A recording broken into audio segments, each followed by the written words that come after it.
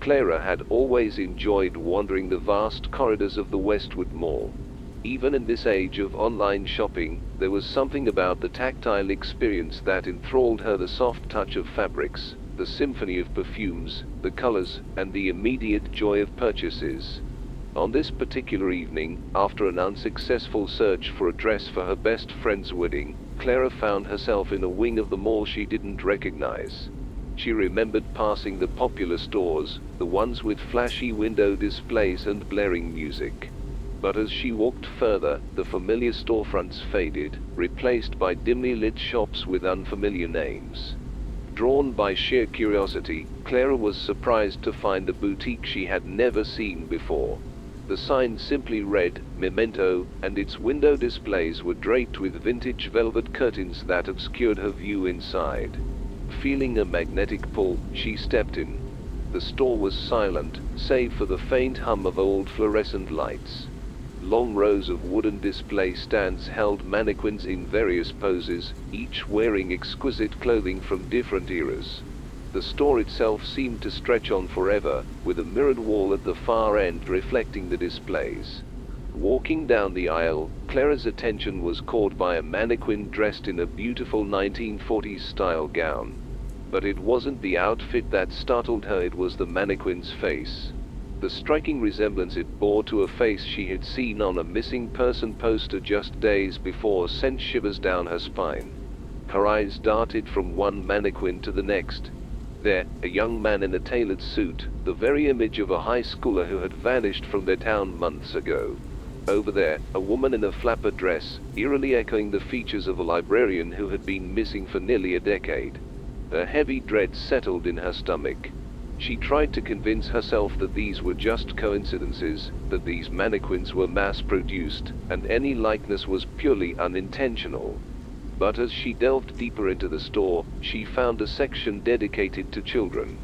Little mannequins in playful poses, adorned in outdated clothes. Each face a replica of a child that Clara had seen on the news or local flyers. Their frozen expressions seemed to silently scream out to her, eyes pleading for release. Panicking, Clara turned on her heels, intent on exiting the store immediately. But where the entrance had been was now just a continuous line of display shelves. Her breathing grew ragged as she raced down aisles, searching for an exit. Every turn seemed to bring her deeper into the heart of the store, further from escape. A faint whisper reached her ears. A melodic voice murmured, "Stay with us, become timeless." Clara's head whipped around, searching for the source. But there was no one, only the ever-watching mannequins. In her frenzy, Clara reached the mirrored wall.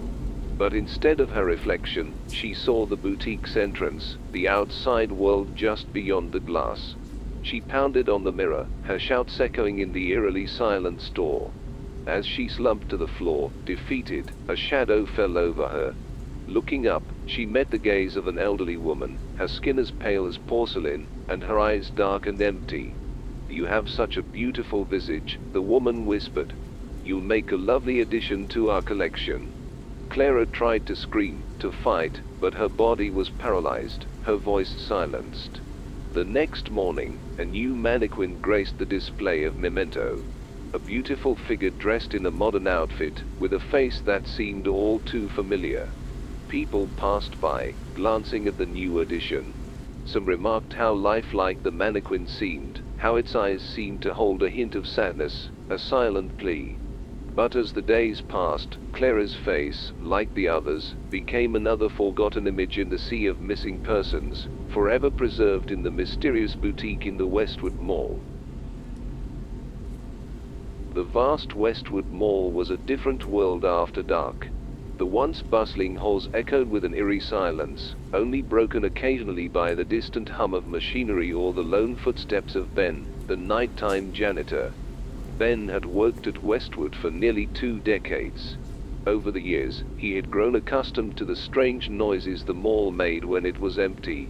He would often tell the younger janitors that the mall had a life of its own, that it breathed and whispered its secrets if one just listened carefully.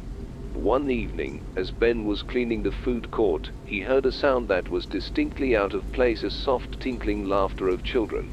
He straightened up, trying to pinpoint its origin. The laughter seemed to be beckoning him from a corridor he rarely ventured into. Curiosity piqued, he followed the sound, his old flashlight leading the way. The laughter grew louder as he approached an old boarded-up entrance with a faded sign reading, Galaxy Arcade. The arcade had been closed long before Ben started his job at the mall. Rumors said that several children had gone missing there back in the 80s, and the place had been shut down abruptly, its history becoming a ghostly legend. The wooden planks blocking the entrance were old and brittle. A gentle push from Ben was enough to open a gap. The laughter was unmistakable now, echoing from within the dark depths of the arcade. Inside, the scene was surreal. Vintage arcade games lined the walls, their screens flashing and beeping as if they were brand new. But there was no one there, no kids, no players.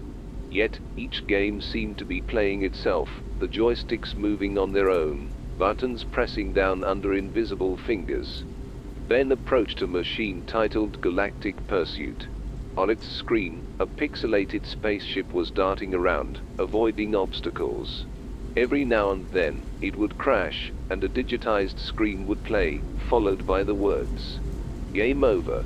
Play again." But what chilled Ben to the bone was the high score screen.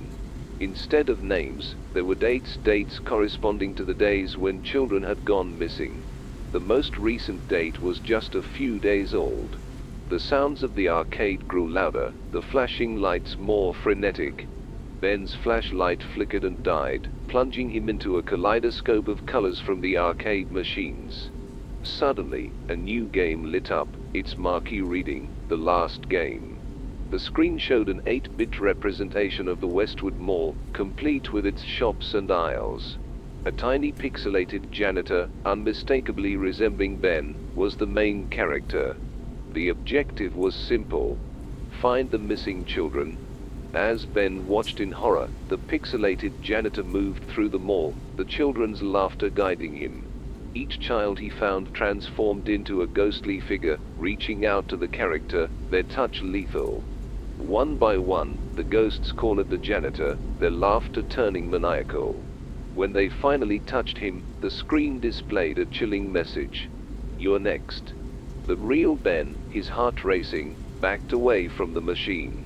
But he found himself surrounded by the ethereal forms of children, their faces pale and eyes hollow. The kids from the rumors, the ones who never left the arcade. "We just wanted to play," whispered a little girl with pigtails, her voice tinged with sadness. "Play with us, Ben," chorused the others, their voices echoing in the confined space. Panicking, Ben dashed towards the exit. But the arcade seemed endless, each turn leading him back to the last game. Hours seemed like days as Ben tried to escape the relentless spirits. Each encounter drained him further, their icy touches sending chills down his spine. Finally, exhausted and defeated, Ben slumped in front of the last game. His reflection on the screen showed a man much older, hair white, eyes haunted. He realized he was trapped in a never-ending cycle, doomed to relive this nightmare for eternity. The next morning, the mall's security found the entrance to Galaxy Arcade open. Inside, they discovered an old dust-covered janitor's uniform and a flashlight, its batteries long dead.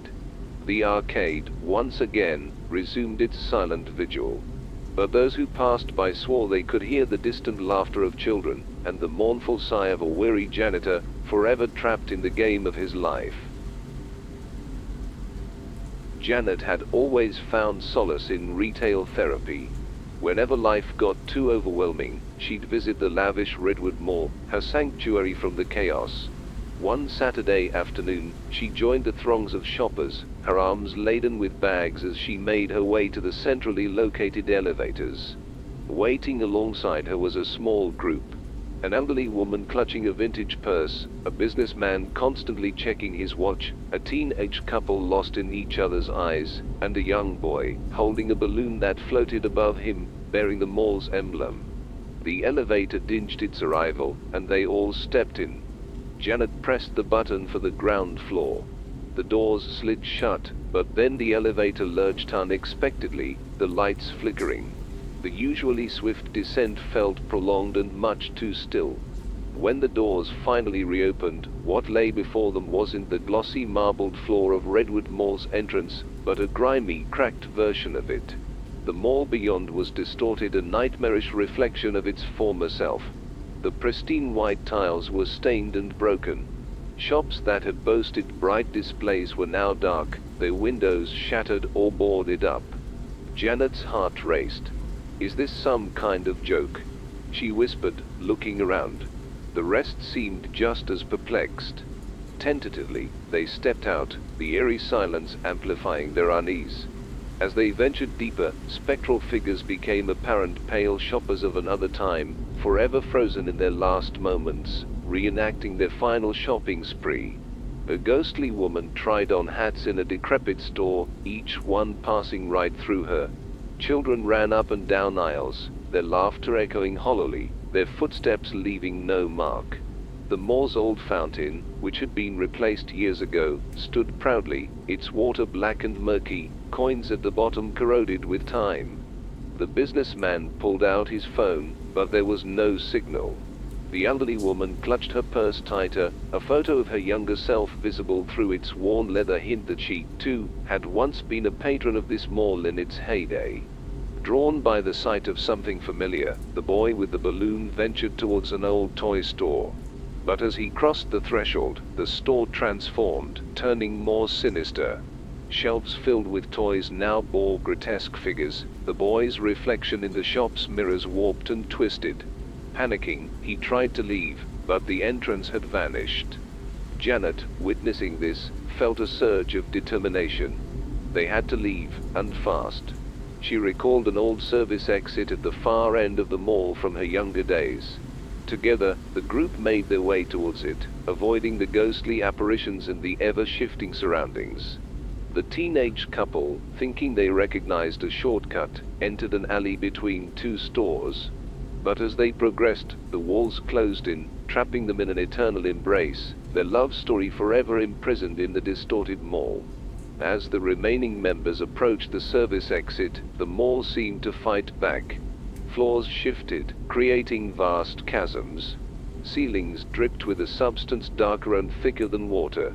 Whispered voices echoed promises of eternal sales and timeless fashion, trying to lure them into the shops. The businessman, overwhelmed, was drawn to an old office supply store, its siren call of endless work and ambition too potent. He stepped in, and the store consumed him, his outline now visible on a moth-eaten poster advertising vintage typewriters.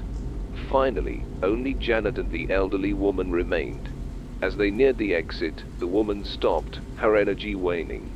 "Go on, dear," she whispered, her grip on her purse weakening. "This was my world once.